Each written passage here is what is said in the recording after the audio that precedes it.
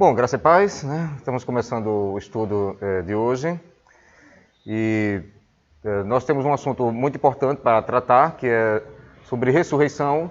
Embora o tema ele fale assim, ressurreição e vida após a morte, né? O nosso foco realmente vai ser ressurreição. Então, é sobre isso que nós vamos focar. É claro, quando a gente fala em ressurreição, acaba falando, consequentemente, em vida após a morte. Mas o objetivo mesmo é ressurreição. É um tema muito amplo, não tem uma pretensão de exaurir, né, a temática nesse estudo, mas o meu objetivo é a gente acompanhar o que é que a Escritura nos fala sobre o assunto no Antigo Testamento, no Novo Testamento, os profetas disseram, que Jesus falou, que os apóstolos colocaram em suas epístolas, e a gente entender como esse assunto, o que a Bíblia nos fala sobre esse assunto, né? Falar em ressurreição é falar em vida após a morte também. Nós vamos orar, vamos nos colocar diante de Deus, vamos pedir para que Deus nos conduza, né, e abra nossa mente e o nosso coração. Querido Senhor, nesse momento nos colocamos diante de Ti, pedimos a Tua direção, Tua bênção sobre as nossas vidas, sobre cada um de nós que estamos aqui presencialmente e aqueles que estarão acompanhando em casa. Ministra-nos a Tua palavra, Senhor, e faz com que o estudo desse assunto sirva para a nossa edificação, para o nosso aperfeiçoamento, e que essa edificação nos leve até a estatura de Cristo Jesus. Assim te suplicamos, em nome de Jesus. Amém. Amém. Tá bom. Tá, então, pois bem, então passando aqui para... Então, a ressurreição e vida após a morte, a esperança cristã. Eu coloquei como esperança cristã porque é dessa forma que o apóstolo Paulo vai trabalhar a ideia de ressurreição, como sendo uma esperança para o nosso coração. Então, consolai-vos com essa mensagem da ressurreição. A gente sabe que a morte é uma das coisas mais terríveis da nossa vida, né? Que acomete pessoas que nós amamos, perdemos parentes próximos, perdemos amigos, perdemos as pessoas que amamos, e nós vamos morrer também um dia. Então, a palavra sobre uma existência após a nossa morte aqui terrena, é claro que alimenta a nossa esperança. Então, a ressurreição traz em si esse conteúdo de esperança para nós. Então, a morte não é o fim de todas as coisas. Isso é um ensino básico nas Escrituras, uma afirmação clara nas Escrituras de que a morte não é o final. A vida não se resume a essa existência terrena. Então, há algo depois da morte. Há algo depois da sepultura. E um pouco sobre essa existência que a gente vai ver aqui. Tá? Vamos avançar. Pronto. Começando com o Antigo Testamento. Nós vamos olhar um pouco sobre o que o Antigo Testamento nos diz sobre o assunto. Então, no Antigo Testamento, há muito pouca informação sobre a vida após a morte. Muito pouca informação. A gente precisa, primeiramente, entender que a revelação bíblica é uma revelação progressiva. Da mesma maneira como a gente, em nossa vida acadêmica, nós vamos, aos poucos, avançando nos conteúdos. Então, a gente, por exemplo, na matemática, primeiro precisamos conhecer os números, o significado de número, para depois podermos fazer a soma. Só depois de dominarmos o conceito de soma é que a gente pode avançar para o conceito de multiplicação. Então, esse mesmo sistema progressivo de conhecimento a gente encontra também nas Escrituras. Deus não revelou tudo logo de cara, logo de início. Então, Ele vai revelar apenas uma parte. E vai aprofundando essa revelação à medida que o tempo vai passando.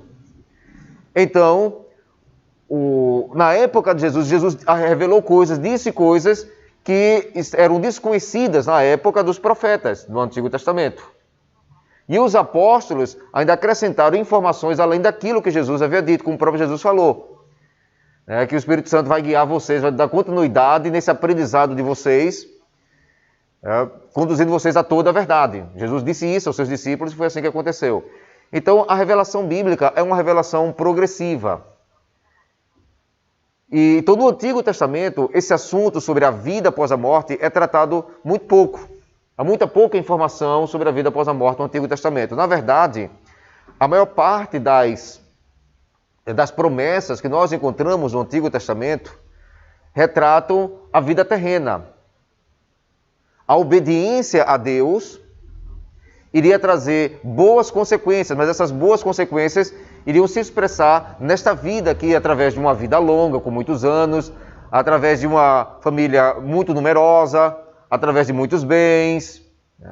Então, seriam as características principais das bênçãos que viriam para a obediência durante a vida aqui. Então, ou seja, as promessas se concretizariam ainda nesta vida.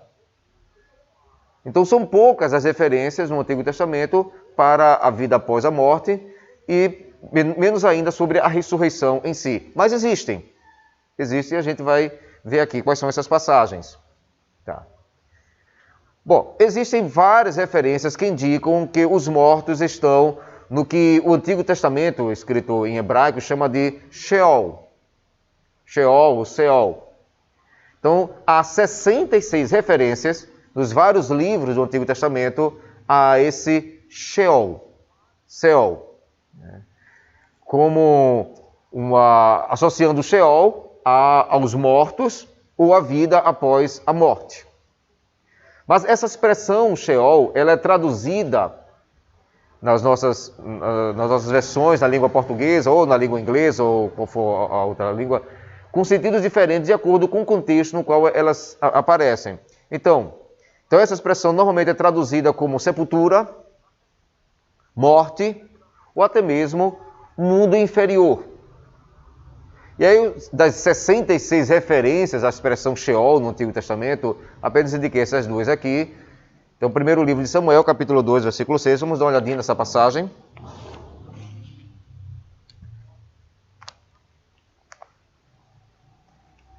Primeiro livro de Samuel,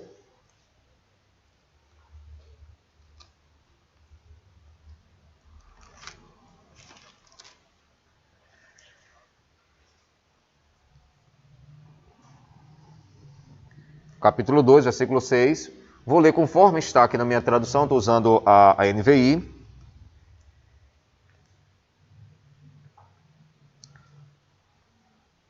Aqui é a oração de Ana, aquela que foi abençoada pelo sacerdote e deu à luz ao profeta Samuel. Então, o Senhor mata e preserva a vida. Ele faz descer a sepultura e dela resgata. Faz descer a sepultura. Então, a expressão que aqui na minha Bíblia foi traduzida por sepultura, fala Sheol. Alguém está usando uma tradução diferente? Ou todo mundo está com o NVI aqui? É praticamente a tradução padrão aqui que a gente usa, né? A sua também é NVI, Aldir? Oi? Sepultura também é NVI. Tá?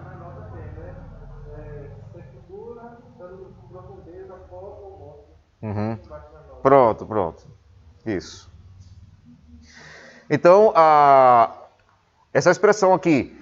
Então, Deus faz descer a sepultura, faz descer ao Sheol e dele resgata. Ou resgata da sepultura, faz descer a morte, pode ser traduzido assim, e dele resgata. Outra passagem que eu usei como exemplo aqui, Ezequiel 31, livro do profeta Ezequiel.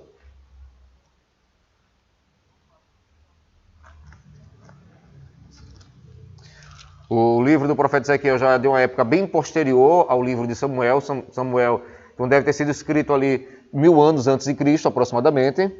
Então, Ezequiel é escrito 500, 600 anos antes de Cristo, ou seja, 500 anos depois, no livro de Samuel. Então, Ezequiel, capítulo 31, versículos do 15 ao 17, que diz assim: Assim diz o soberano, o Senhor, no dia em que ele foi baixado à sepultura, Sheol, fiz o abismo encher-se de pranto por ele, estanquei os seus riachos e a sua fartura de água foi retida. Por causa dele vestiu o Líbano de trevas, e todas as árvores do campo secaram-se completamente. Fiz as nações tremerem ao som da sua queda, quando o fiz descer à sepultura, junto com os que descem à cova. Então todas as árvores do Éden, as mais belas e melhores do Líbano, todas as árvores bem regadas, consolavam-se embaixo da terra. Todos os que viviam à sombra dele, seus aliados entre as nações, também haviam descido com ele à sepultura, juntando-se aos que foram mortos à espada. Então veja que nessa passagem de Ezequiel, a ideia não é simplesmente a morte em si, mas há um local, né? Um local dos mortos, né? Então, já dá essa ideia, um mundo inferior, o mundo dos mortos, né? Já transmite esse conceito. Inclusive a palavra inferno, que vem do latim, inferno, tem esse sentido de mundo inferior, de inferno de inferior. Então a palavra inferno em si, ela não é de origem grega, de origem bíblica, é de origem latina. Foi o termo latino do latim que foi utilizado para traduzir outras expressões gregas. E aí chegou até nós como inferno. Mas originalmente, inferno não significaria um local de condenação eterna, que passou a ter esse sentido conosco. Então o inferno originalmente significaria um mundo inferior, ou o mundo dos mortos. Mas é claro, com a evolução do tempo, acabou ganhando sentido de condenação eterna. Tá? Mas aqui, Sheol vai dar essa ideia de um mundo inferior, de um mundo dos mortos, onde estavam ali, e foram para aquele local. Então, seja como for, mesmo que a gente não encontre uma doutrina aprofundada sobre o tema no Antigo Testamento, fica evidente que havia uma consciência de que a existência humana não se resumiria a essa vida terrena. Após a morte, haveria algum tipo de existência, embora essa existência não seja muito bem esclarecida, não seja muito bem detalhada, mas havia essa consciência de que há algo depois da morte, né? Há alguma existência depois da morte. Então, foi o que eu coloquei aqui, no final. Então, embora as referências... Para quem está acompanhando aqui, eu vou aumentar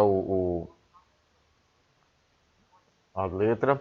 Então, embora as referências sejam insuficientes para desenvolver uma doutrina completa, as referências no Antigo Testamento, né, sejam insuficientes para desenvolver uma doutrina completa sobre a existência após a morte, ao menos transmite a ideia de que havia uma consciência de que a morte não era o fim absoluto da existência humana.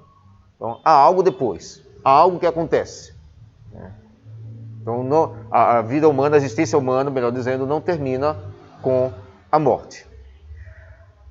Com o passar do tempo, com aquilo que vai ser dito através de outros profetas, principalmente através de Jesus, dos apóstolos, é que esse conceito vai ficar mais solidificado e mais esclarecido. Embora ainda existam muitas questões não respondidas, ou não, pelo menos, elucidadas para nós nas Escrituras Sagradas.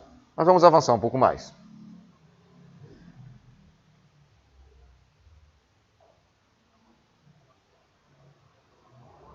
Tá, se tiver alguma pergunta, algum questionamento, podem fazer, tá? A gente dá uma olhadinha aqui para o lado só para ver se há alguma pergunta de alguém que está assistindo, mas por enquanto só saudação. Tá. Sobre ressurreição.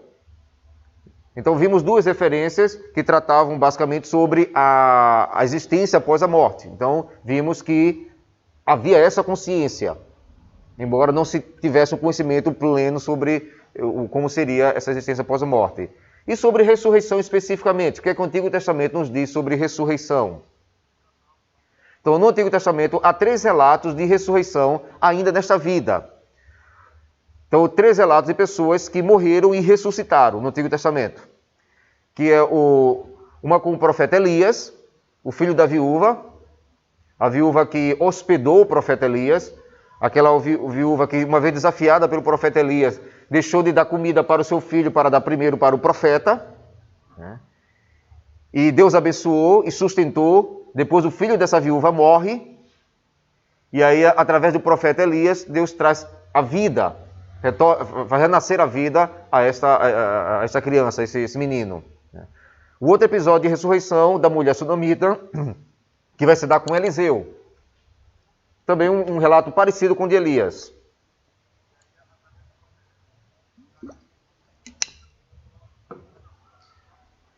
da sunamita, que também vai fazer uma reforma na sua casa, criar um quartinho, né? Um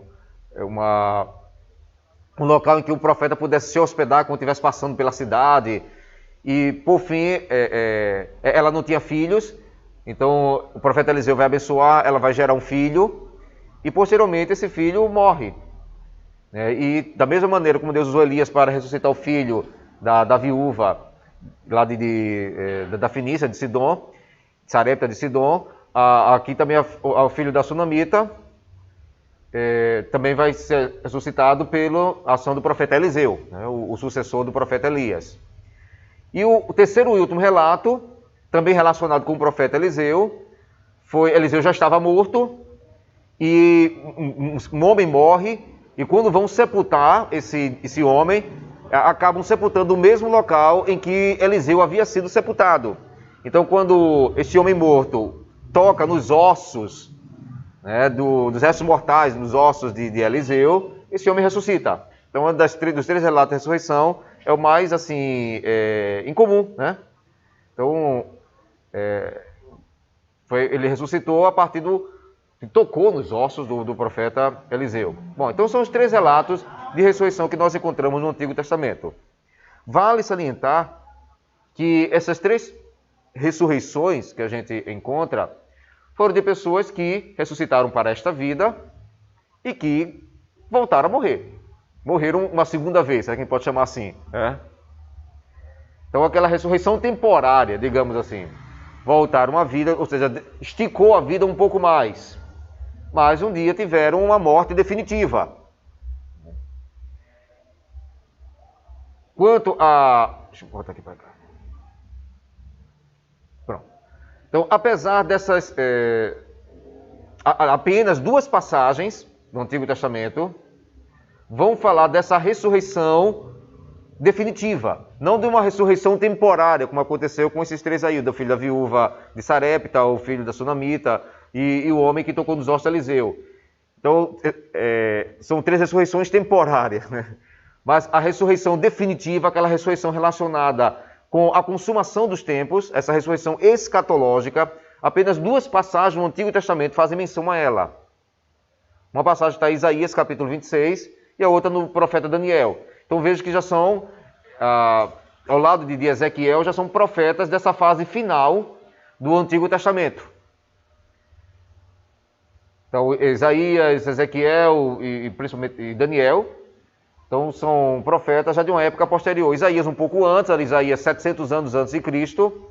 Ezequiel e Daniel eram contemporâneos, ali em torno do ano 500 antes de Cristo. Então já da fase final do Antigo Testamento. É quando esses assuntos começam a ter um pouco mais de atenção e serem um pouco mais elucidados. A gente vai dar uma atenção melhor a essas duas passagens, mas já vamos abrindo aí Isaías capítulo 26 e depois a gente olha Daniel capítulo 12. São as duas únicas passagens no Antigo Testamento que nos falam sobre essa ressurreição como um evento escatológico, como um evento da consumação dos tempos.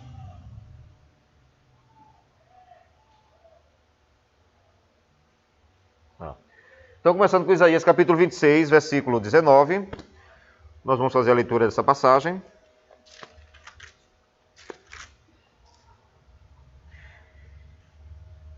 Diz assim o profeta: mas os teus mortos viverão, seus corpos ressuscitarão. Vocês que voltaram ao pó, acordem e cantem de alegria. O teu orvalho é orvalho de luz. A terra dará à luz os seus mortos. Então, os teus mortos viverão, seus corpos ressuscitarão. Essa profecia aqui de Isaías é uma profecia que tem um tom escatológico. Na verdade, como eu coloquei aqui na observação, do capítulo 24 ao capítulo 27, é um longo texto escatológico. O profeta Isaías está falando sobre uma consumação, a consumação do propósito de Deus sobre o seu povo e sobre o mundo. Tá? E veja as expressões que a gente encontra em Isaías 26. Os mortos voltarão a viver, seus corpos ressuscitarão. Os que estão no mundo dos mortos acordarão. De dentro da terra os mortos sairão vivos. Então são expressões claramente se referindo a uma ressurreição, e uma ressurreição final, na consumação final. É evidente que a passagem não detalha, não esmiuça, mas ela menciona uma ressurreição relacionada à consumação dos tempos, né? Outra coisa interessante é como essa passagem de Isaías ela encontra um forte paralelo com o livro de Apocalipse. Na verdade, existem muitos paralelos entre o livro do profeta Isaías e o livro do Apocalipse, assim como também a gente conta paralelos entre o livro do profeta Ezequiel e o livro do profeta Daniel com o Apocalipse. Então, esses três profetas, Isaías, Ezequiel e Daniel, vão ter muita contribuição na formação do livro do Apocalipse. Quando eu digo assim na formação, ou seja, são elementos que eles mencionaram, que foram mencionados pelos profetas, por esses três profetas, Isaías, Ezequiel e Daniel, vão ser resgatados na revelação que João vai receber e vai transformar em livro. Então, elementos desses três profetas a gente encontra mencionados novamente no livro do Apocalipse. Então, essa é uma das passagens. Então, olhando Isaías capítulo 25, 18. Então, como falei, do capítulo 24 ao 27, fala sobre a consumação dos tempos, né, um texto escatológico. E no capítulo 25, versículo 18... versículo 8, 18 não, perdão, é versículo 8, 25, 8. 25, 8. Foi um erro de digitação aqui apenas. Isaías 25, 8. 25, 8. Referindo-se a Deus, né, destruirá a morte para sempre, o Senhor. O Senhor destruirá a morte para sempre. O soberano, o Senhor, enxugará as lágrimas de todo o rosto e retirará de toda a terra a zombaria do seu povo. Foi o Senhor quem disse. Então ele destruirá a morte para sempre. Ele enxugará as lágrimas de todo o rosto. A gente vai dar uma olhadinha em Apocalipse 21, versículo 4. Está dito lá: ele enxugará dos seus olhos toda lágrima. Não haverá mais morte, nem tristeza, nem choro, nem dor, pois a antiga ordem já passou. Então a morte já não mais existirá, será destruída, não haverá mais morte, e as lágrimas serão enxugadas. Então o Deus que trará consolo e que o Deus que aniquilará o maior mal, né, o maior inimigo, né, como o apóstolo Paulo vai dizer, né, o último inimigo a ser vencido, a morte vai ser aniquilada ali. Né? Então um estreito paralelo entre Isaías e Apocalipse. E veja que essa passagem aí, a destruição da morte e o enxugar as lágrimas, está no mesmo contexto que vai ser mencionado posteriormente, né, alguns versos mais na frente, que vai falar sobre a ressurreição. Os mortos acordarão, os seus corpos ressuscitarão. Né? Os mortos tornarão a viver. Tá, ok, amados? Estão conseguindo acompanhar até agora? Então eu estou avançando paulatinamente a partir daquilo que a revelação nos fala nas Escrituras. E Daniel capítulo 12. Daniel é ainda mais explícito.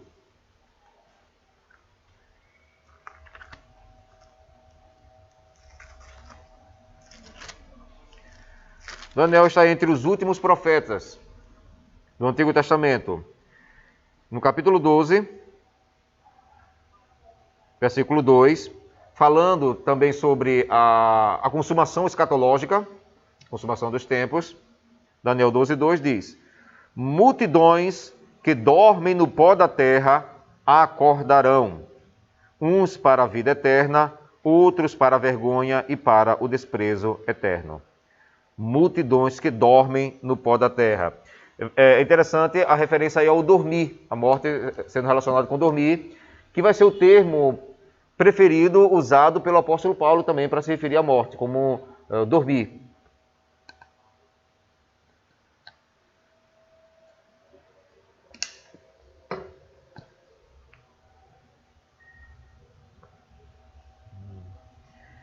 Outra coisa interessante é que Daniel fala aqui em duas ressurreições, ou pelo menos dois tipos de ressurreição, né? A ressurreição para a vida e a ressurreição para a vergonha e desprezo eterno. Uma ressurreição boa, para o bem, uma ressurreição para o mal. Então, multidões ressuscitarão. Então, multidões que dormem no pó da terra acordarão, ressuscitarão. Uns para a vida e outros para a vergonha e para o desprezo eterno. Essa ideia de ressurreição para a vida e ressurreição para a condenação, né, vergonha e desprezo eterno, né, a gente também vai encontrar paralelos no livro do Apocalipse, claramente, e também nos evangelhos. Então, ressurreição para a vida, ressurreição para a condenação. Então, Daniel já menciona isso daí, dando a ideia de que essa ressurreição não será restrita apenas a uma parte, mas uma ressurreição que abrangerá a todos, ou seja, aqueles que herdarão o bem e aqueles que herdarão o mal. Vale nós perguntarmos, como coloquei aqui, os muitos ou multidões mencionados aqui nessa passagem, é um contraste com poucos ou é em oposição a todos? É que alguém pode questionar. Então, muitos, então quer dizer que alguns não ressuscitarão? Alguém pode perguntar, já que Daniel falou muitos. Mas pode ser que esses muitos aqui seja apenas um contraste com poucos e não um contraste com todos. Ou seja, aqueles que vão ressuscitar não serão poucos, serão muitos. Será uma grande multidão, porque os humanos são muitos. Então, muitos pode ser simplesmente um contraste com poucos e não um contraste com todos. Vocês entenderam o que eu fiz aqui? Todos vão ressuscitar. Então serão muitos, né? E muitos para outra coisa, porque não é todos para boa ressurreição. Isso. Não serão todos para um só destino. Né? E como todos são muitos, então muitos vão ressuscitar. Será uma multidão que vai ressuscitar. E nem todos para o mesmo destino. Tá.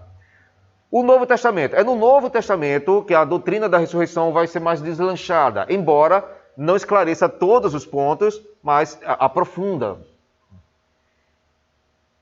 Assim como eu fiz com o Antigo Testamento, eu aqui relacionei as narrativas de ressurreições que a gente encontra nos escritos do Novo Testamento.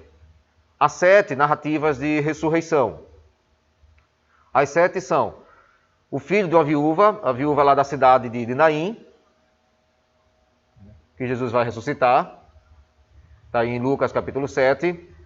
A ressurreição da filha de Jairo, que acho que é mais conhecida, que o Jesus está caminhando com Jairo em direção à sua casa, porque a filha está doente, e Jairo vai chamar Jesus, e aí no meio do caminho Jairo recebe a notícia que a filha morreu. E aí Jairo diz: não precisa mais não, Jesus, não tem mais jeito. E Jesus vai insistir com Jairo: não, creia somente, creia, tá? Calma, vamos crer.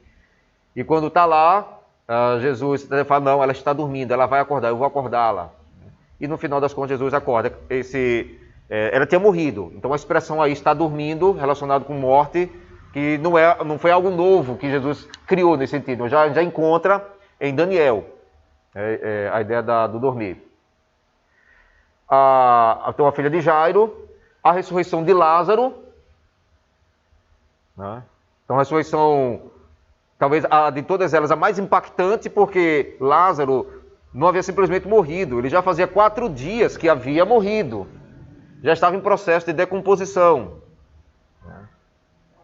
E Jesus faz uma ressurreição potentosa, se é que existe uma ressurreição que não seja potentosa, né? Mas uma ressurreição assim, mais intensa, mais forte, justamente por conta do período que já estava morto o Lázaro, né? Já estava na sepultura ali. A filha de Jairo não, a filha de Jairo estava na casa de Jairo, tinha acabado de morrer. Lázaro não, já fazia 4 dias, estava morto, estava dentro da sepultura, e Jesus traz Lázaro à vida. Foi uma ressurreição impactante, né? Muitos creram naquele momento da ressurreição de Lázaro. E também o episódio da morte de Jesus, quando ele morre, Mateus registra, quando Jesus dá o seu último suspiro, que morre na cruz, acontece aquele terremoto, o véu do templo se rasga de alto a baixo, e diz que sepulcros se abriram, e santos ressuscitaram, e alguns lá em Jerusalém viram esses que ressuscitaram. Então houve uma pequena ressurreição, uma mini ressurreição escatológica antecipada, digamos assim. No momento da morte de Jesus, então Mateus registra esse fato aí. A outra ressurreição é do Jesus, o próprio Jesus, né? Ninguém tira a minha vida de mim mesmo, eu dou, espontaneamente a dou e a tomo de volta.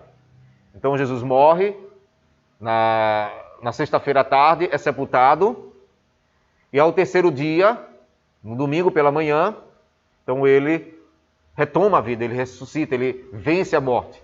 Interessante da ressurreição de Jesus é que, diferente de todas as demais, então alguém vai agir para trazer aquele indivíduo à ressurreição, assim como Elias com a viúva lá de Sarepta, ou Eliseu com a sunamita, ou aquele outro que tocou nos ossos de Eliseu, então houve uma mediação aí de Eliseu, né?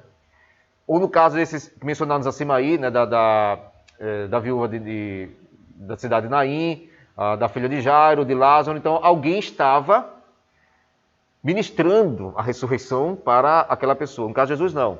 Ele retoma a vida, ele vence a morte.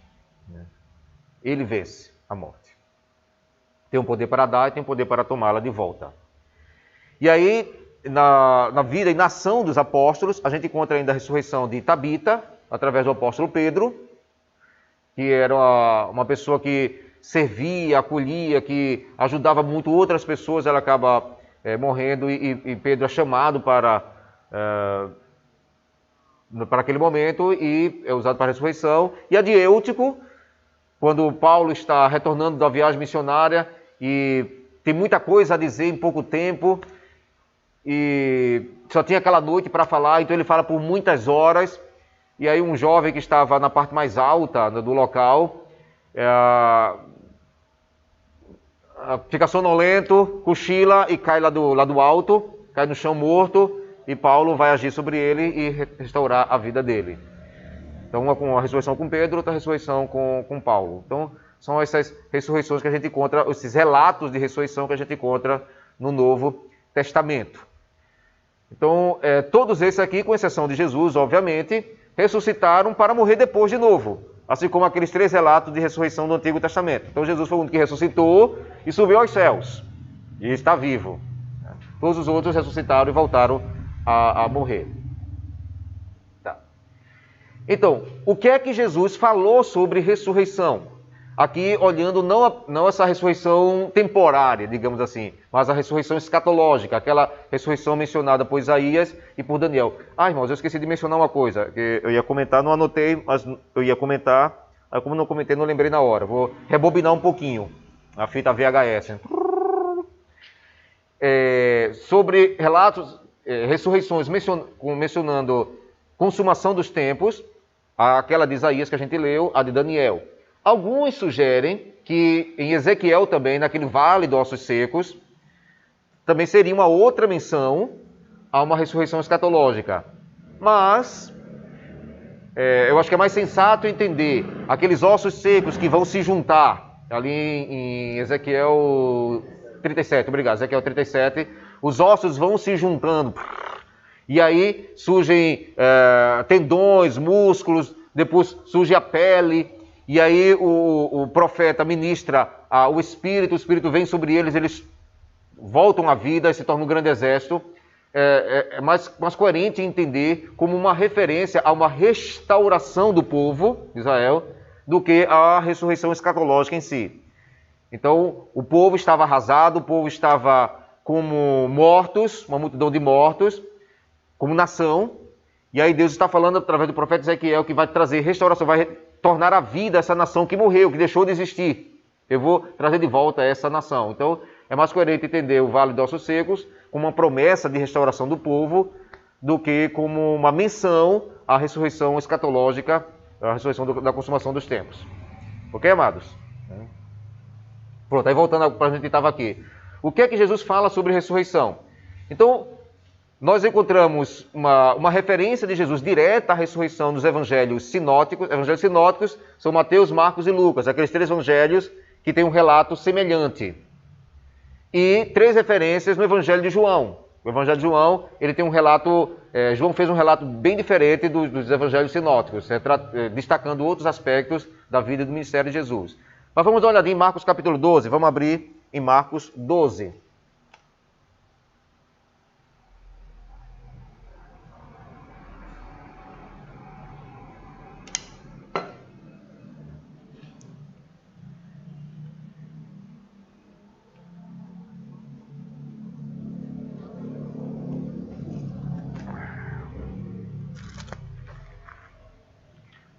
Evangelho de Marcos, capítulo 12. Jesus está em Jerusalém e está em debate teológico com um grupo chamado Saduceus. Havia dois grupos que dominavam o cenário religioso entre os judeus na época de Jesus. Os fariseus e os saduceus. Eram os dois que predominavam. E eles eram diferentes entre si. Os saduceus estavam mais ligados à elite financeira, digamos assim, às classes mais abastadas de Jerusalém e aos sacerdotes dessas famílias mais abastadas. Então, a maior parte dos sacerdotes em Jerusalém era oriundo das famílias mais ricas. E eles formavam um clubezinho próprio. Então, esses sacerdotes oriundos das famílias ricas de Jerusalém tinham pontos de identificação, não só religiosos, mas sociais também, e também pontos teológicos. Eles não davam muito valor aos profetas. Eles eram mais apegados à lei.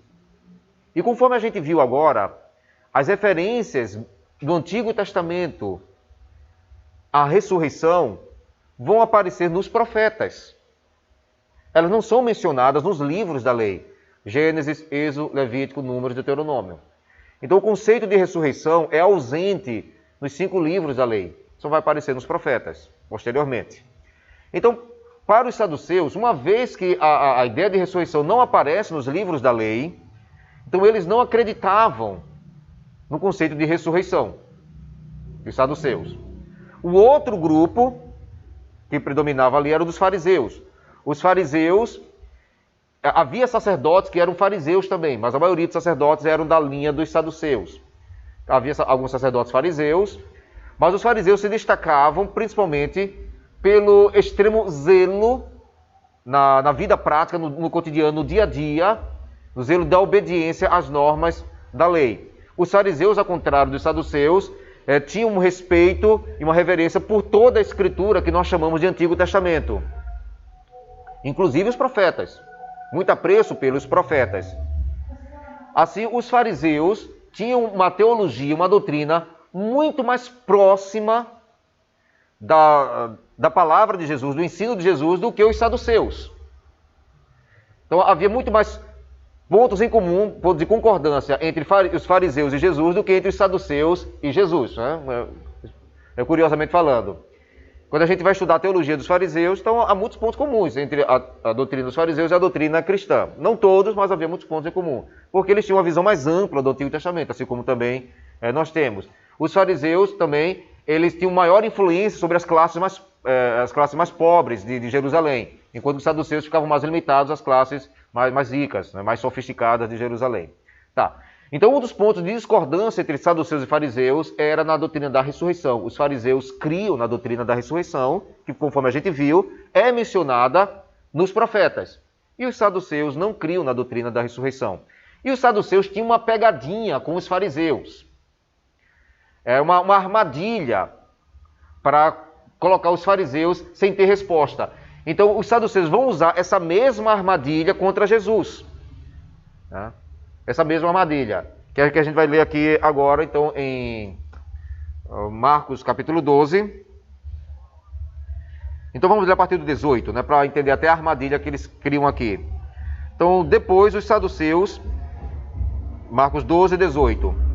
Depois os saduceus que dizem que não há ressurreição, aproximaram-se de Jesus com a seguinte questão: Mestre, Moisés nos deixou escrito que se um homem morrer e deixar a mulher sem filhos, seu irmão deverá casar-se com a viúva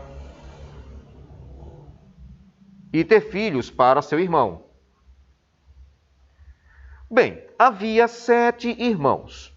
O primeiro casou-se e morreu sem deixar filhos. O segundo casou-se com a viúva, mas também morreu sem deixar filhos. O mesmo aconteceu com o terceiro. Nenhum dos 7 deixou filhos.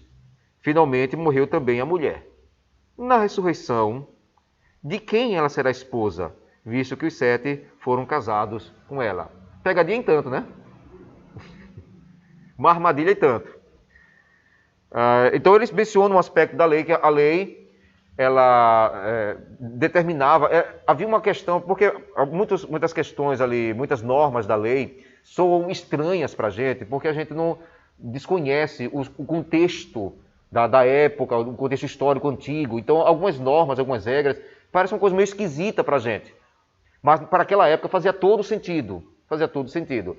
É por isso que, quando a gente lê os textos bíblicos, a gente não pode pegar a norma que está lá na Bíblia e aplicar diretamente no nosso contexto aqui, sem fazer uma análise mais acurada, porque muitas das normas, das determinações que a gente encontra no Antigo, inclusive no Novo Testamento, estão relacionadas com todo um contexto social, todo um contexto cultural que é muito diferente do nosso. Então a gente precisa entender isso aí para compreender melhor a norma ali. Então havia essa norma na lei, de que se o irmão morresse, sem deixar herança, sem deixar filhos, então o irmão mais novo deveria assumir a esposa e gerar filhos com ela. E os filhos que ele tivesse com essa mulher não seriam seus filhos, seriam filhos do seu irmão que morreu, legalmente falando. Aí tem a ver com a questão da herança, né? Patrimônio. Para a gente é muito esquisito, mas para aquela época fazia sentido, fazia todo sentido. Tá. Bom, mas eu não quero aqui entrar em discussão sobre esse assunto. Eu vou mostrar apenas que os saduceus pegaram uma norma da lei, imaginaram uma situação que poderia acontecer, e aí, quando ressuscitar, ela vai ser esposa do qual dos 7? Já que foi casada com os 7. Né? E aí Jesus vai surpreender os saduceus com a sua resposta, a partir do versículo 24. Jesus respondeu: vocês estão enganados, vocês saduceus estão enganados, pois não conhecem as Escrituras nem o poder de Deus. Quando os mortos ressuscitam, não se casam, nem são dados em casamento, mas são como os anjos nos céus. Tá? Então Jesus traz essa informação, uma informação nova, né? Que a gente não tinha visto em nenhuma outra parte antes de ter sido mencionado. Então, na ressurreição, haverá uma diferença na existência em relação a essa existência terrena. Então, pelo menos essa questão aqui dos relacionamentos conjugais não faria mais parte dessa nova vida, essa nova existência. Então, ela não seria esposa de nenhum dos 7, no final das contas. Então, isso não seria problema. Versículo 26. Quanto à ressurreição dos mortos, vocês não leram no livro de Moisés, no relato da sarça, veja que Jesus menciona o livro da lei, que era aquilo que os saduceus acreditavam, e não os profetas. Vai lá para a lei. Quanto à ressurreição dos mortos, vocês não leram no livro de Moisés, no relato da sarça, como Deus lhe disse: eu sou o Deus de Abraão, o Deus de Isaque e o Deus de Jacó. Ele não é Deus de mortos, mas de vivos. Vocês estão muito enganados. Então Jesus aí afirma que uma vez que Deus disse: eu sou o Deus de Abraão, de Isaque e Jacó, então isso é uma demonstração de que eles não deixaram de existir. Então, embora não tenham ainda ressuscitado, mas existem. Deus não é Deus de mortos, Deus é Deus de vivos, e vão participar da ressurreição. Então, Jesus usa essa expressão que a gente encontra lá em Êxodo, capítulo 3, quando Deus se revela a Moisés. Então, Deus é Deus de vivos. Então, está ali implícita a ideia de uma vida após a morte, de uma ressurreição. Não está explícito, mas está implícito ali. É o que Jesus vai dizer para os saduceus. Tá. Outra ocasião, vamos agora para o Evangelho de João. No Evangelho de João, há mais referências à ressurreição. João capítulo 5. Então, João registrou mais ensinos de Jesus sobre esse tema. Lembremos que o Evangelho de João foi escrito bem depois dos Evangelhos de Mateus, Marcos e Lucas. Então, nós somos levados a entender que na época de João havia uma necessidade maior dos cristãos de entenderem que a morte não é o final de todas as coisas. Então, João se preocupou em registrar palavras de Jesus sobre a vida após a morte, sobre a ressurreição. Por quê? Porque já se faziam várias décadas, que Jesus havia morrido e ressuscitado, subido aos céus. Então, o Evangelho de João, escrito aí lá na década de 90, Jesus realizou a obra expiatória na década de 30, Então já viu se passado ali 60 anos, 6 décadas, ele não retornou. Então a possibilidade de morrer antes dele retornar se tornava cada vez mais real para os cristãos. Muitos já haviam morrido. Então a gente é levado à conclusão de que João percebeu que era necessário demonstrar como Jesus falou que a morte não é o fim. E que ainda que a morte venha, ele haverá de trazer a vida de novo àqueles que morreram. Então daí mais referência no Evangelho de João à ressurreição. Então primeiro está em João capítulo 5, do versículo 25 ao versículo 29.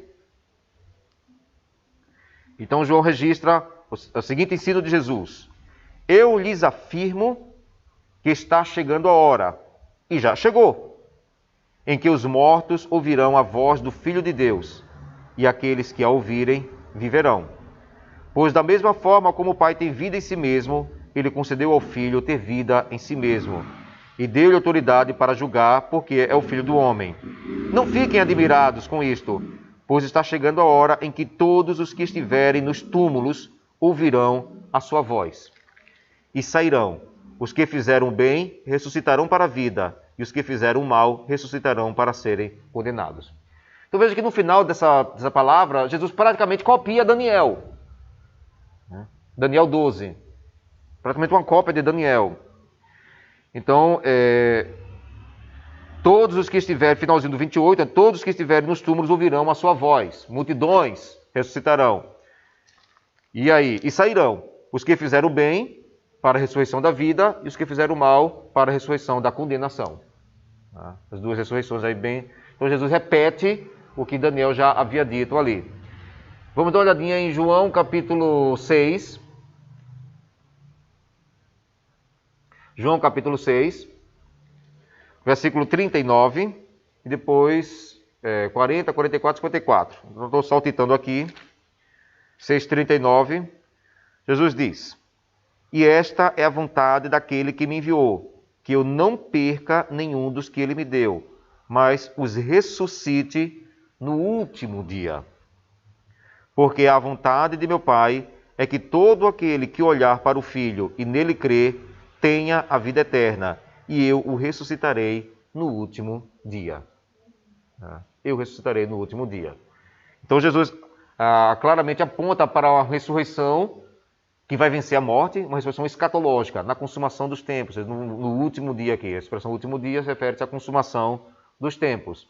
Versículo 44. Ninguém pode vir a mim se o Pai que me enviou não o atrair, e eu o ressuscitarei no último dia. E ainda versículo 54, todo aquele que come a minha carne e bebe meu sangue tem a vida eterna, e eu o ressuscitarei no último dia. Eu o ressuscitarei. Eu ressuscitarei. E a última passagem está em João capítulo 11, que é o da ressurreição de Lázaro, que já mencionamos aqui. É interessante que nessa passagem da ressurreição de Lázaro, a própria Marta, no diálogo com Jesus, vai demonstrar que também cria na ressurreição escatológica, na ressurreição do final dos tempos, que era uma crença que os fariseus criam também. Os fariseus criam nisso. E Marta compartilhava essa mesma convicção. Então, capítulo 11 do Evangelho de João, a partir do versículo 23, Lázaro já está morto, já está sepultado. E aí Jesus diz para Marta, irmã de Lázaro, o seu irmão vai ressuscitar. Marta respondeu, eu sei que ele vai ressuscitar na ressurreição no último dia. Disse-lhe Jesus, eu sou a ressurreição e a vida. Aquele que crê em mim, ainda que morra, viverá. E quem vive e crê em mim, não morrerá eternamente. Você crê nisso? Então ela tinha uma convicção da ressurreição, da consumação escatológica. Como eu falei que os fariseus criam nisso também. E Jesus vai reiterar isso. E aqui Jesus é mais incisivo quando diz, eu sou a ressurreição. Então sou eu que ressuscito. Eu sou a ressurreição, eu sou a vida. Então Jesus, naquele caso particular de Lázaro, Jesus não estava se referindo apenas à ressurreição do último dia, mas ele haveria de ressuscitar Lázaro como fez ali em alguns minutos. Seja como for, Jesus aqui faz a promessa: todo aquele que vive e crê em mim não morrerá eternamente. Todo aquele que crê em mim, ainda que morra, viverá. Ainda que morra, viverá. Tá? Lembremos que João viveu num contexto de perseguição. Era uma época de perseguição contra a igreja, promovida pelo Estado romano, ali no final do primeiro século. Então, a comunidade de cristãos sendo presos e sendo mortos, então era crescente. E aí João, quando escreve o Evangelho, percebe que é necessário que os seus leitores entendam isso, essa promessa de Jesus. Todo aquele que crê em mim, ainda que morra, viverá. Jesus é a ressurreição e a vida. Amém, irmãos? Claro isso? E quanto aos apóstolos? Eita, foram 10 minutos, né? Vamos lá. No ensino dos apóstolos. Então, há várias menções sobre ressurreição, e aí eu não quis exaurir assim, todas as referências, e eu destaquei apenas 3 aqui. Uma delas é a primeira epístola aos Coríntios, capítulo 15, que eu vou trabalhar melhor no próximo slide. Um grande tratado sobre ressurreição, o maior texto das Escrituras sobre esse tema. E aí, uma outra passagem de Paulo, na primeira epístola aos Tessalonicenses, capítulo 4, que a gente vai olhar agora, e depois ali em Apocalipse. Vamos abrir em 1 Tessalonicenses 4.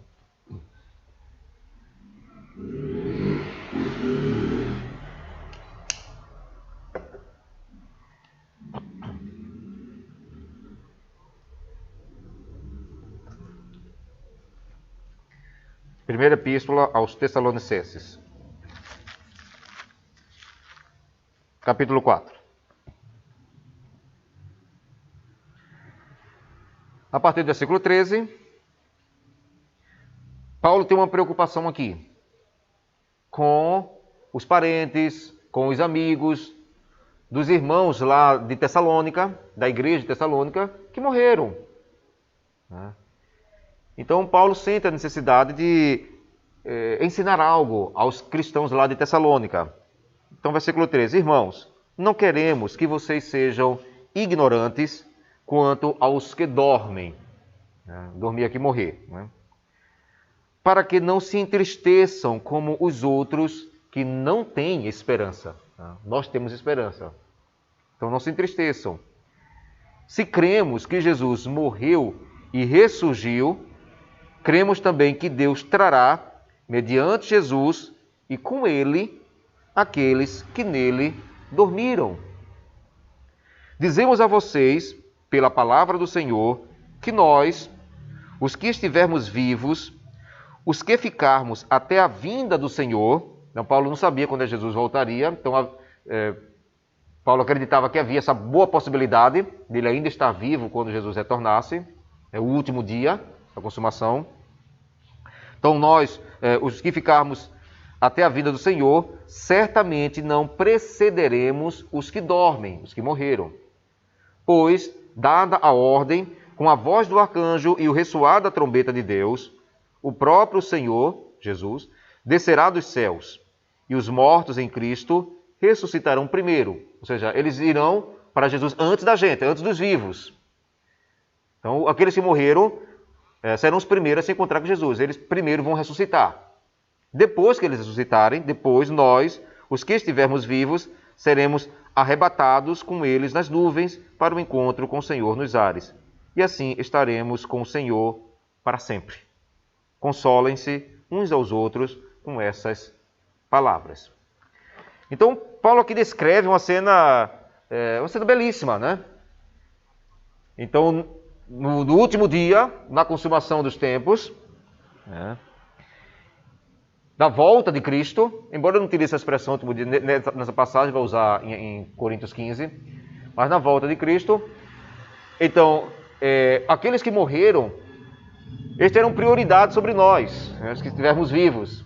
Então, primeiramente, os que morreram em Cristo vão ressuscitar. E aí depois nós também seremos tomados, seremos raptados, arrebatados, e nos encontraremos com o Senhor nos ares e estaremos para sempre com o Senhor. Seremos levados até Ele e estaremos sempre com o Senhor. Ou seja, no final das contas, aqueles que morreram em Cristo ou aqueles que estiverem vivos quando Ele vier, teremos o mesmo destino final. Vamos partilhar a mesma experiência. no final será tudo uma coisa só. Então não fiquem angustiados, não fiquem tristes com aqueles que já morreram. Tá? A morte não é o fim. Assim como Jesus morreu e ressuscitou, também aqueles que estão em Cristo haverão de ressuscitar. É o que Paulo vai dizer aí. Vamos dar uma olhadinha em Apocalipse capítulo 20. Aqui Paulo só menciona a ressurreição da vida, digamos assim, né? A ressurreição boa. Apocalipse vai tratar de duas ressurreições, assim como Daniel e como Jesus havia falado. Apocalipse 20, é no finalzinho das Escrituras.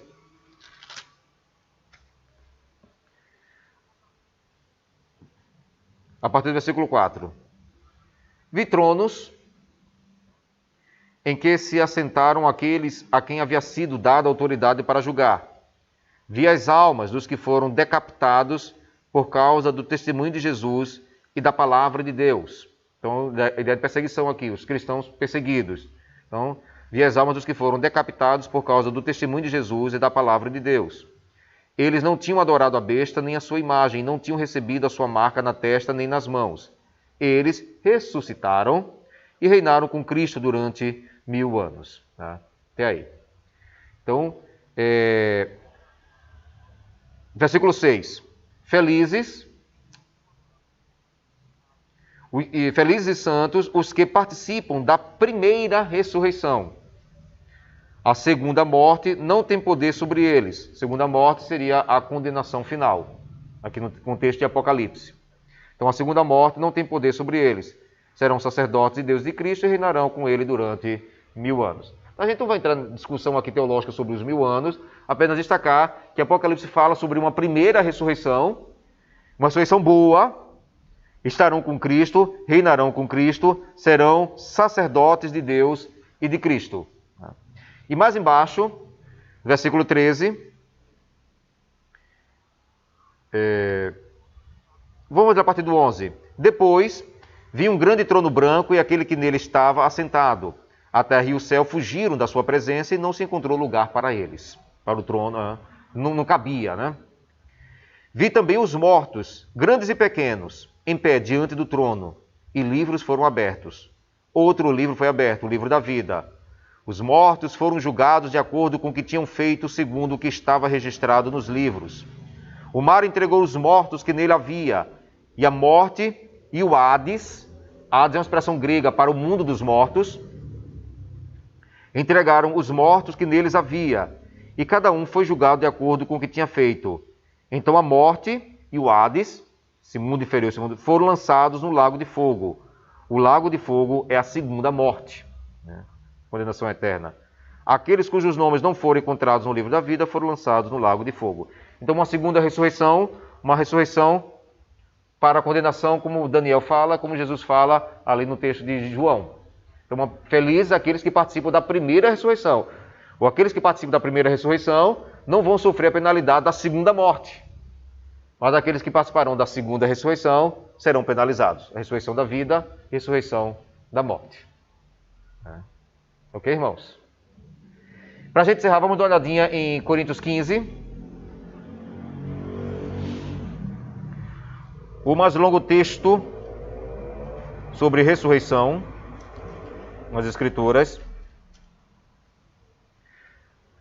Não dá para a gente fazer aqui a leitura do texto por conta do nosso tempo, porque eu não quero esticar demais, mas vamos fazer algumas menções pontuais de 1 Coríntios 15. Paulo começa afirmando a ressurreição de Jesus. A ressurreição de Jesus é real e definitiva. Ele está tentando derrubar a tese de algumas pessoas lá na igreja de Corinto que afirmavam que não haveria ressurreição de mortos. Assim como os saduceus que não criam, o pensamento grego predominante também não aceitava o conceito de ressurreição. Então isso fazia parte da cultura grega. A ideia de ressurreição não era aceita entre eles, era considerada uma ideia absurda. E como Corinto ficava na Grécia, então pessoas da igreja de Corinto também estavam crendo que não haveria ressurreição. Estavam ensinando isso na igreja. Então Paulo toma conhecimento e escreve sobre o tema. Então a primeira coisa que ele vai falar é que Jesus ressuscitou, Jesus morreu e ressuscitou. Então versículo 3, 15:3. pois o que primeiramente lhes transmiti foi o que recebi, que Cristo morreu pelos nossos pecados, segundo as Escrituras, foi sepultado e ressuscitou no terceiro dia, segundo as Escrituras.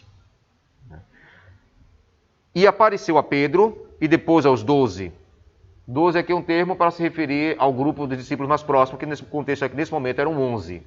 Judas já estava de fora.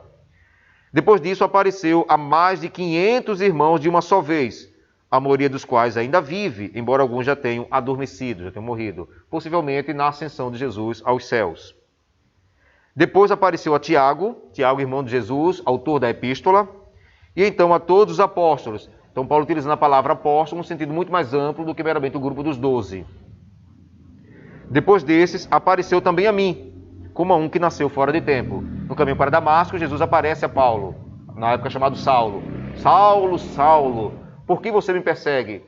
Quem és tu, Senhor? Eu sou Jesus, a quem você está perseguindo. Então, Paulo aqui vai mostrar que a morte e a ressurreição de Jesus é um fato, afirmado pelas Escrituras. As Escrituras dizem que ele haveria de morrer, também haveria de ressuscitar, e afirmado por uma série enorme de testemunhas. Centenas de testemunhas, centenas de pessoas viram ele ressurreto. Então, a morte de Jesus é real e definitiva. Então, se Jesus morreu e ressuscitou, é porque existe ressurreição. Então, existe sim ressurreição. Então, Paulo começa com isso, afirmando a realidade da ressurreição. É um fato. Primeiro, depois ele vai lembrar que a crença na ressurreição é um dos pilares da fé cristã. Se tirar a ressurreição, desmorona a fé cristã, a esperança desaparece. Então, a partir do versículo 12.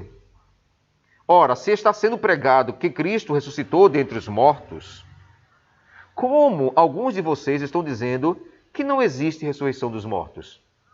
Se não há ressurreição dos mortos, então nem Cristo ressuscitou. Não, Cristo não teria ressuscitado se não houvesse. E se Cristo não ressuscitou, é inútil a nossa pregação, como também é inútil a fé que vocês têm. Mais do que isso, seremos considerados falsas testemunhas de Deus, pois contra ele testemunhamos que ressuscitou a Cristo dentre os mortos. Ou seja, se Jesus não ressuscitou, nós somos mentirosos, porque estamos dizendo que Jesus ressuscitou. Em outras palavras. Mas se de fato os mortos não ressuscitam, ele também não ressuscitou a Cristo. Pois se os mortos não ressuscitam, nem mesmo Cristo ressuscitou. E se Cristo não ressuscitou, inútil é a fé que vocês têm e ainda estão em seus pecados. Ou seja, a sua morte não significou nada, foi apenas um martírio, foi apenas um exemplo de amor. Não fez mais nada além disso. Vocês ainda estão em seus pecados não foram pagos, não foram expiados, não foram perdoados. E se é somente para esta vida... versículo 18, né? Neste caso também, os que dormiram em Cristo estão perdidos. Acabou-se. Morreu, acabou-se. Se Jesus não ressuscitou, não há ressurreição. Então, nem Jesus ressuscitou, nem a gente vai ressuscitar. Então, a nossa vida é só quem morreu, morreu. Se é somente para esta vida que temos esperança em Cristo, somos de todos os homens os mais dignos de compaixão. Então, Paulo mostra que a crença na ressurreição é um dos pilares da fé. Se terá ressurreição, a fé na ressurreição, então a gente vai estar negando a ressurreição de Jesus, vai estar negando a obra expiatória de Cristo na cruz e vai estar negando a esperança cristã. Desmorona tudo. Então Paulo lembra o quanto é importante, quanto a doutrina da ressurreição, a fé na ressurreição, a crença na ressurreição é um pilar importante da nossa experiência com Deus. E a ressurreição de Jesus é parâmetro para a nossa ressurreição. Ele já menciona um pouquinho nesse texto que a gente leu, mas ele vai mais a fundo. No texto seguinte, versículo 20. Mas, de fato, Cristo ressuscitou dentre os mortos, sendo ele as primícias dentre aqueles que dormiram, os primeiros frutos. Então, Paulo lembra aqui o costume que havia no Antigo Testamento, que antes da colheita, propriamente dita, o dono da propriedade pegava os primeiros frutos que amadureciam. E esses primeiros frutos que amadureciam não eram para ele, para o dono da propriedade. Ele entregava como oferta a Deus, uma gratidão pela colheita que ele haveria de fazer em breve. Então são os primeiros frutos, são as primícias. Então havia essa norma na lei do Antigo Testamento, da lei mosaica. Então Paulo diz, olha, Jesus são esses primeiros frutos que amadureceram. Ele é as primícias. Tá? Então, a ressurreição de Jesus é um indicativo de uma grande ressurreição que haverá de acontecer, da grande colheita que haverá de acontecer. Tá? Então, é isso que Paulo está fazendo aqui o paralelo. Continuando aqui, 21. Visto que a morte veio por meio de um só homem, lembrando lá Gênesis, né, com Adão, também a ressurreição dos mortos veio por meio de um só homem. Pois da mesma forma como em Adão todos morrem, em Cristo todos serão vivificados. Mas cada um por sua vez. Cristo o primeiro, foi as primícias. Então, o que aconteceu com ele é referência para aquilo que haverá de acontecer conosco. Em outras palavras, Cristo primeiro. Depois, e aqui Paulo vai colocar o momento cronológico dessa grande colheita, dessa ressurreição, né, no último dia. Então, depois, quando ele vier, os que lhe pertencem. Então, virá o fim, ou seja, o último dia, é a consumação dos tempos. Quando ele entregar o reino a Deus o Pai, depois de ter destruído todo domínio, autoridade e poder. Versículo 26. O último inimigo a ser destruído é a morte. Então, quando ele vier, vai destruir o último inimigo que ainda falta ser destruído. O último inimigo que ainda nos fere, ainda nos atinge, né? Ainda nos machuca, que é a morte. Então, esse último inimigo será destruído quando ele vier. Porque aí, quando ele vier, aqueles que estão nele, que morreram nele, ressuscitarão, assim como ele ressuscitou. Tá? Então, a ressurreição de Jesus é parâmetro para a nossa ressurreição. Então, esse momento aqui, quando a ressurreição acontecer, então virá o fim. É a consumação dos tempos, é o último dia. Então, a ressurreição ocorrerá na sua volta, na consumação dos tempos, como eu acabei de mencionar. Então, Paulo coloca bem cronologicamente aqui. Outra coisa que Paulo vai mencionar é que o corpo ressurreto será glorioso. Paulo faz menção sobre o corpo da ressurreição. É aqui que alguns têm esperança de que ressuscitem bonitos, né? Deixa eu ver. Versículo 35. Mas alguém pode perguntar: como ressuscitam os mortos? Com que espécie de corpo virão? Insensato. O que você semeia não nasce, a não ser que morra, a semente, né? Primeiro enterra, né? Para poder germinar. Quando você semeia, não semeia o corpo que virá a ser, mas apenas uma simples semente, como de trigo ou de alguma outra coisa. Mas Deus lhe dá um corpo como determinou, e a cada espécie de semente dá o seu corpo apropriado. Nem toda a carne é a mesma. Os homens têm uma espécie de carne, os animais têm outra, as aves outra, os peixes outra. Há corpos celestes e há corpos terrestres também. Mas o esplendor dos corpos celestes é um e o dos terrestres é outro. Um é o esplendor do sol, o outro da lua, o outro das estrelas. E as estrelas diferem em esplendor umas das outras. Então Paulo menciona aqui, fazendo vários paralelos, como a semente, a árvore, como os diferentes tipos de corpo, o corpo humano, o corpo do peixe, né, o tipo de carne, como o esplendor dos astros celestiais, do sol, da lua, das estrelas. Uma estrela brilha mais do que outra. Estou mostrando que há diferentes tipos de corpos, né? Mencionando isso aí, e com glórias diferentes. Então, versículo 42, assim será com a ressurreição dos mortos. O corpo que é semeado, esse corpo aqui, é perecível, mas ressuscita imperecível. É semeado em desonra e ressuscita em glória. É semeado em fraqueza, ressuscita em poder. É semeado um corpo natural e ressuscita um corpo espiritual. Tá? Então, versículo 48. Os que são da terra são semelhantes ao homem terreno, os que são dos céus ao homem celestial. Assim como tivemos a imagem do homem terreno, teremos também a imagem do homem celestial. Então, veja que Paulo não entra em detalhezinhos sobre moléculas, coisas desse tipo, né?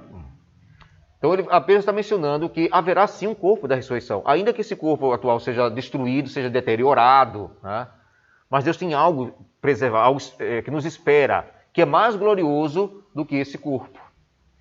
Ele vai fazer menção disso também na primeira epístola aos Coríntios, na segunda epístola aos Coríntios, quando vai dizer que, ainda que essa casa terrestre se desfaça, nós temos um edifício nos céus, não feito por mãos humanas, ou seja, o corpo que nos espera é melhor do que esse aqui.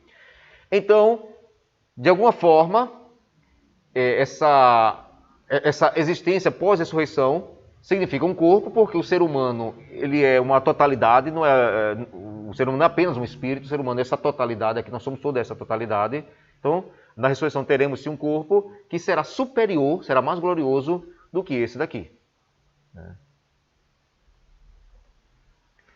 E aí, ele vai afirmar que carne e sangue não podem herdar o reino de Deus. Ou seja, este corpo é inadequado, é inapropriado para a era por vir, para o reino por vir.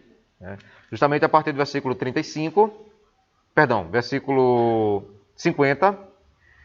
Então, irmãos, eu lhes declaro que carne e sangue não podem herdar o reino de Deus, nem o que é perecível pode herdar o imperecível. Eis que lhes digo um mistério.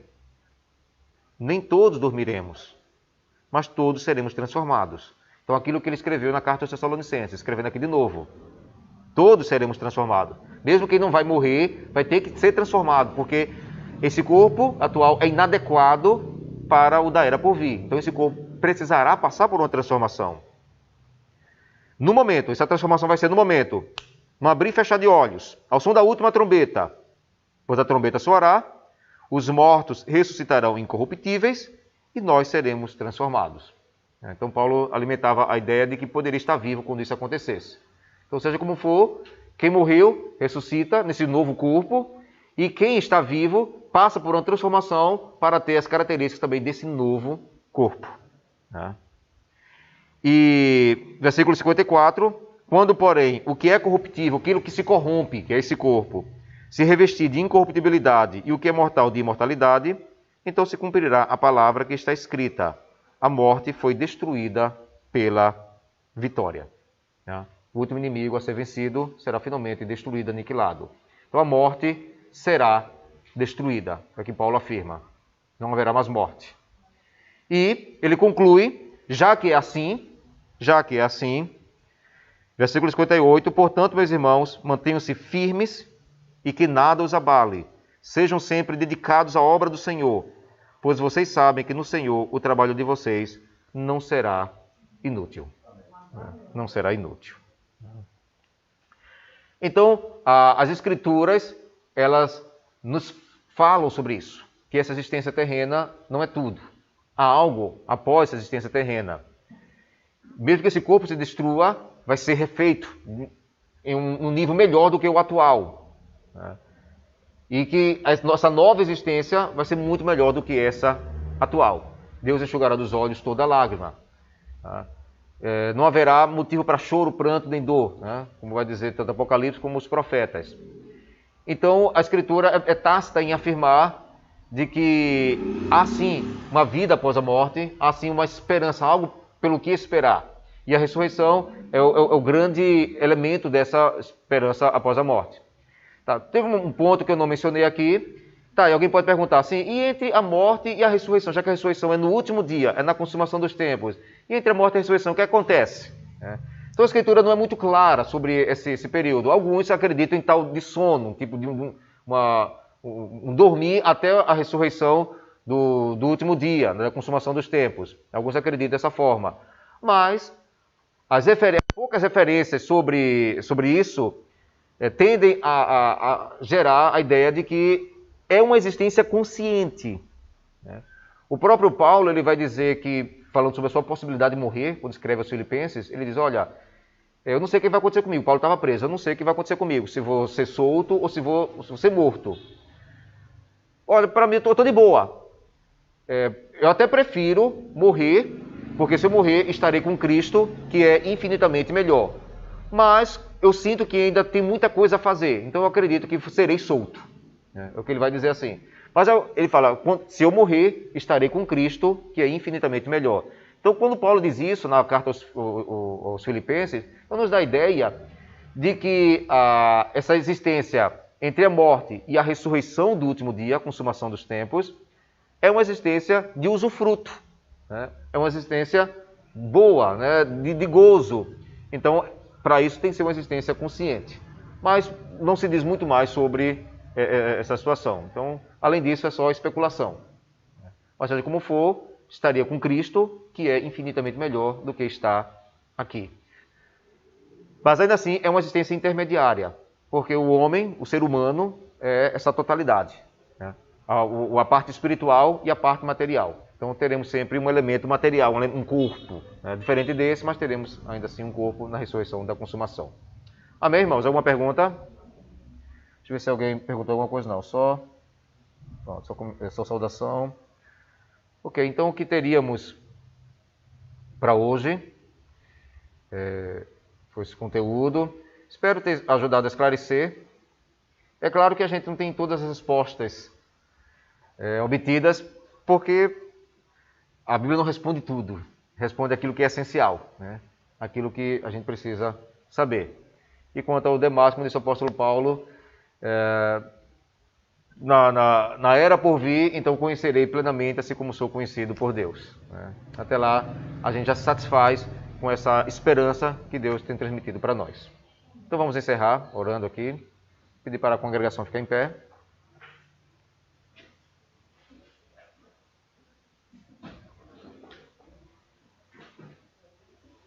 Amém, né? Algumas pessoas aqui estão...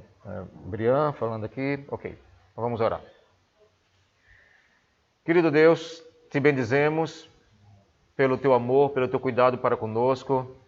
Te bendizemos pela tua fidelidade e que, Senhor, tu tens prometido para nós coisas grandiosas, coisas que estão acima da nossa compreensão. Temos apenas um vislumbre daquilo que tu tens reservado para nós e somos gratos por tudo aquilo que tens feito, por tudo aquilo que ainda haverás de fazer.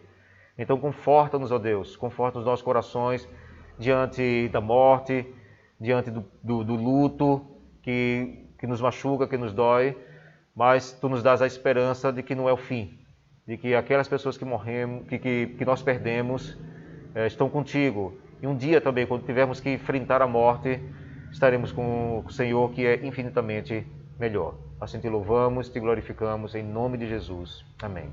Amém. Então, para quem está acompanhando em casa, assim, porque eu já usei o canal da igreja, que o meu canal do YouTube, a plataforma está dando alguma... Bom, não sei, né? Esperar até amanhã, senão eu vou estar em contato com a plataforma para entender o porquê que eu não estou conseguindo transmitir, né? Mas aí a gente conseguiu fazer. Então Deus abençoe vocês, um grande abraço para todos vocês. Tá bom?